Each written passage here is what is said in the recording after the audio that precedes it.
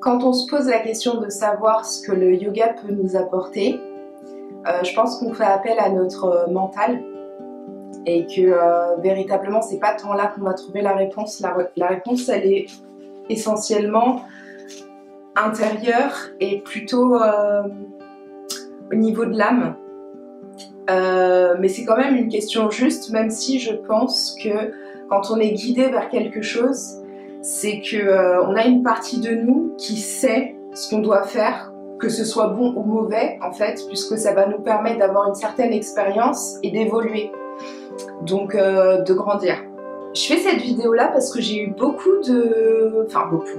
j'exagère toujours dans les termes, j'ai eu pas mal de personnes quand même qui m'ont posé des questions via différents supports, que ce soit sur la chaîne YouTube, que ce soit sur Instagram, ou des personnes que je rencontrais, des amis, des connaissances, de qu'est-ce que le yoga m'apporte et qu'est-ce que le yoga pourrait leur apporter. Et moi personnellement, quand j'ai commencé, je me suis pas posé la question de savoir qu'est-ce que ça peut m'apporter. J'ai juste suivi le flow, mais essentiellement, je vais être honnête, j'avais besoin d'une pratique physique qui puisse allier, on va dire, la souplesse et une certaine forme de sérénité, donc avec des mouvements qui sont coordonnés, qui font sens. Voilà, c'est un petit peu comme ça que je voyais le yoga. Quand j'ai commencé, il n'y avait pas toute cette... on va dire toute cette mise en avant du yoga, mais j'ai commencé en tout cas à un moment où je faisais une transition au niveau de ma position professionnelle, donc j'avais pris une grande décision de quitter mon emploi.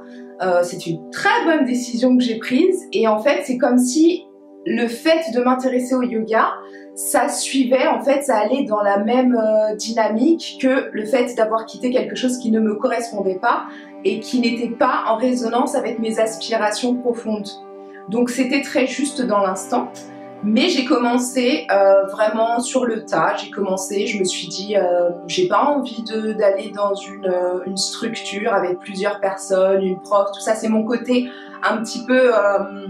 autodidacte dans tout, j'aime bien faire les choses par moi-même, je me dis toujours que je suis capable, que j'ai pas besoin de quelqu'un d'extérieur pour me permettre de faire ce que j'ai envie de faire. Parfois c'est un tort parce que c'est bien d'avoir une expertise dans certaines choses, si en tout cas on veut vraiment progresser et devenir pro, mais sur d'autres choses, je pense qu'on est vraiment capable de faire les choses par soi-même, et c'est très valorisant aussi.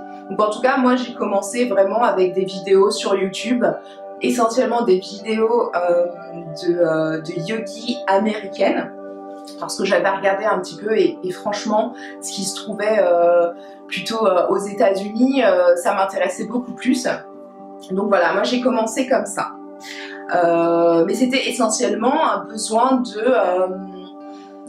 de pratiquer, de faire travailler mon corps d'une autre façon que par le running, parce qu'avant ça je faisais déjà du running, mais j'avais besoin de quelque chose de plus soft, de plus serein, j'avais besoin de sérénité et de me reconnecter à une part en moi. Je le dis aujourd'hui, mais à l'époque j'étais pas du tout consciente de tout ça, bien évidemment. Alors la petite... on va dire la petite mise au point que je vais faire par rapport au yoga, c'est que c'est une vulgarisation, de dire je fais du yoga. Donc moi j'ai connaissance de ça depuis que j'ai été en Inde. Ouais, en Inde ça s'est vraiment concrétisé dans ma pensée, mais avant, je pense comme la majorité des personnes, j'assimilais le fait de faire du yoga à des positions, des postures, voilà, voire de la méditation, c'est des choses que je voyais, mais alors quand j'ai débuté, j'étais pas du tout intéressée par ça. Mais voilà, je réduisais le yoga à un enchaînement de postures harmonieux et tout ça. Et finalement, le yoga, c'est pas du tout ça. Le yoga, c'est un état d'être. C'est une philosophie de vie, c'est un lifestyle véritablement. Et le yoga regroupe différentes pratiques. Donc il y a les postures, l'enchaînement des postures qui est appelé les asanas. Donc ça, les asanas, c'est les postures. Il y a la respiration, donc le prana, c'est très important, très important dans la pratique du yoga, de pouvoir être conscient de sa respiration et de respirer consciemment. Il y a l'Ayurveda, donc l'alimentation en conscience et en fonction de nos besoins fondamentaux et ce qui résonne avec nous, en fait, juste ce qui nous fait du bien et qui va permettre qu'on est en harmonie par rapport à une pratique physique et dans toutes nos pratiques de vie. Il y a la méditation également. Donc la méditation, pour moi, aujourd'hui, je verrais pas en fait ma pratique sans la méditation. C'est vraiment, ça fait vraiment partie des piliers. Je sais pas à combien j'en suis. Si j'ai oublié quelque chose, je le dirai. Oui, il y a aussi les mantras.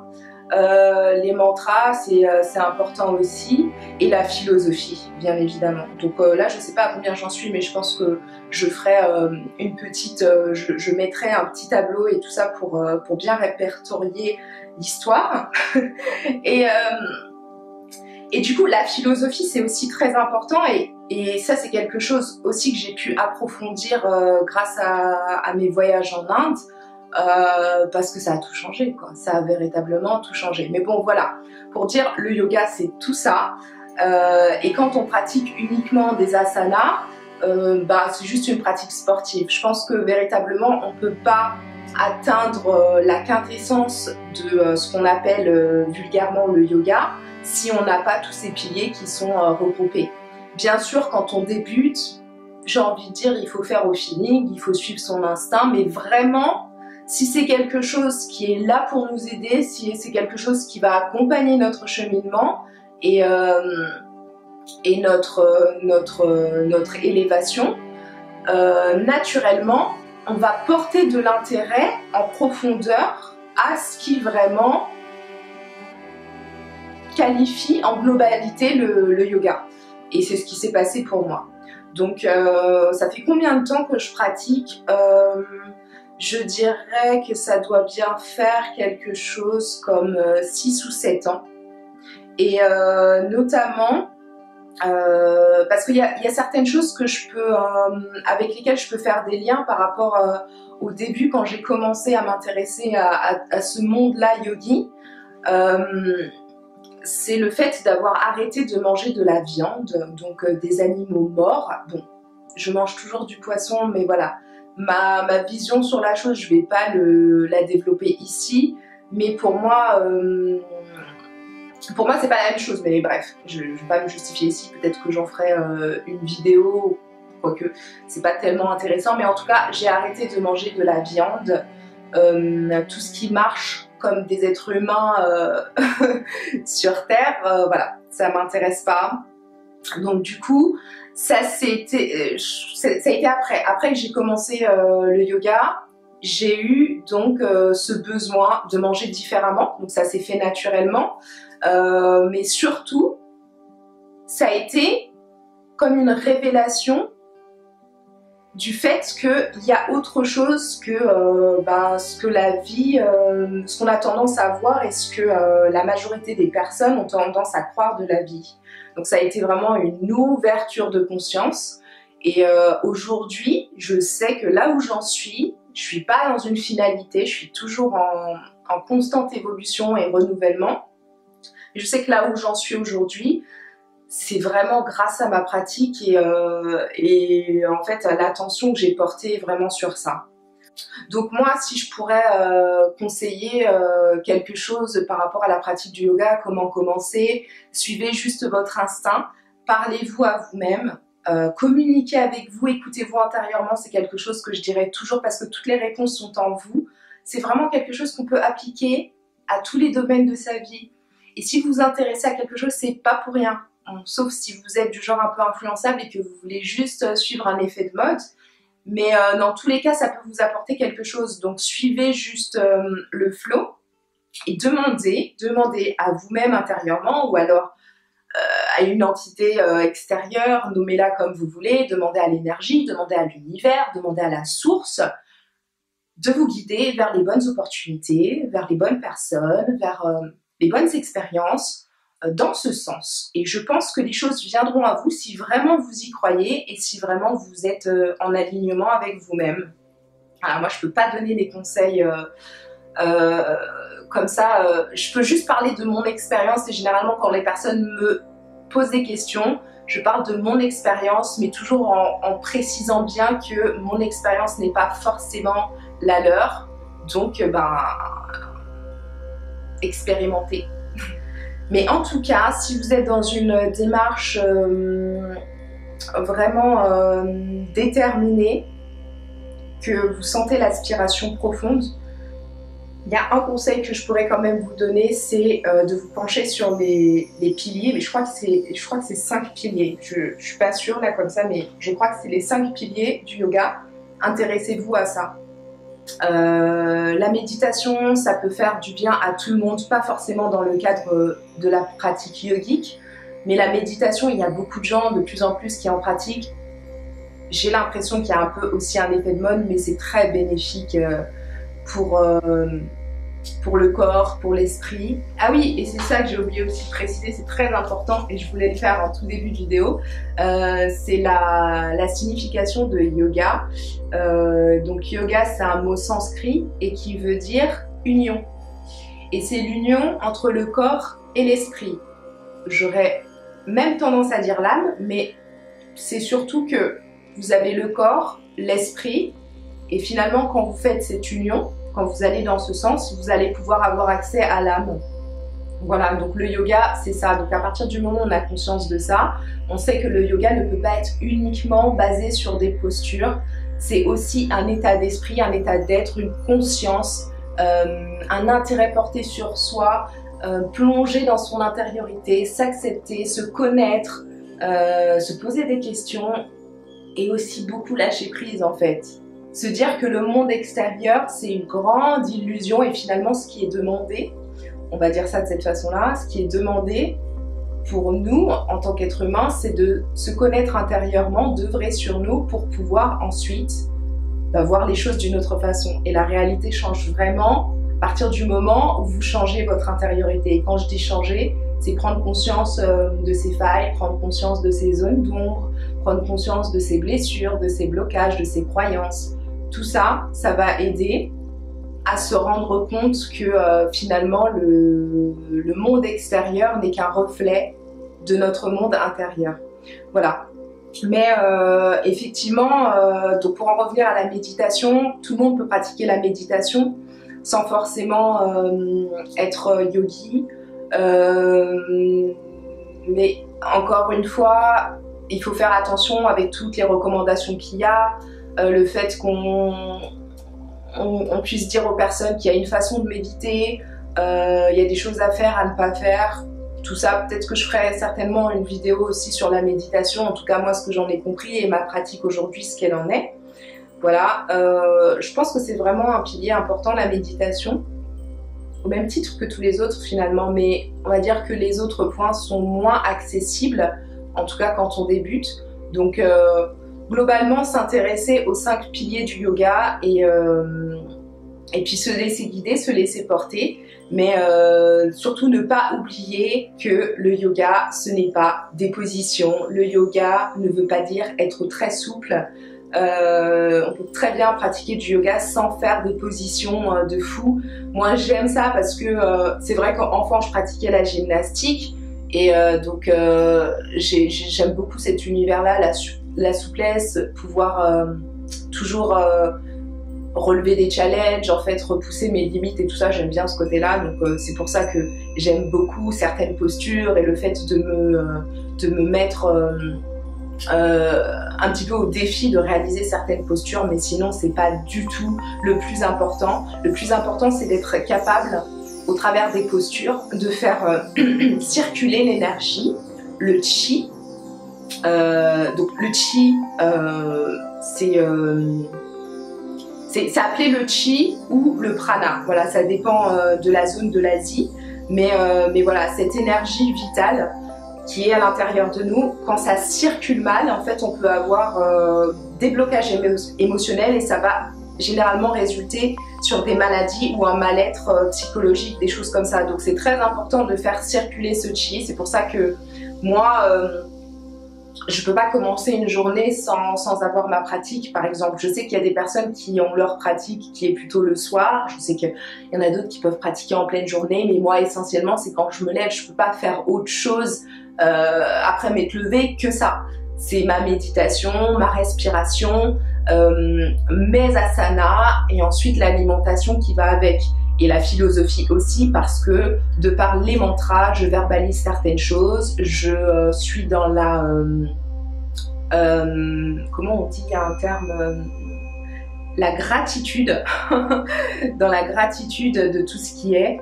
Et donc voilà, c'est super important pour moi de débuter comme ça. Et je sens vraiment une différence au niveau énergétique. Voilà, essentiellement c'est ça, mais c'est profondément libérateur aussi pour l'esprit. Donc ce que je pourrais vous dire pour les personnes qui s'intéressent à savoir qu'est-ce qu'apporte une pratique yogique, une libération mentale. Pour moi c'est vraiment le truc, il n'y a pas que ça, mais c'est un truc très important parce qu'aujourd'hui on va dire c'est un peu un challenge de vivre. Bon, en tout cas moi je l'expérimente comme ça, je trouve que c'est un challenge parce que j'ai eu différentes expériences.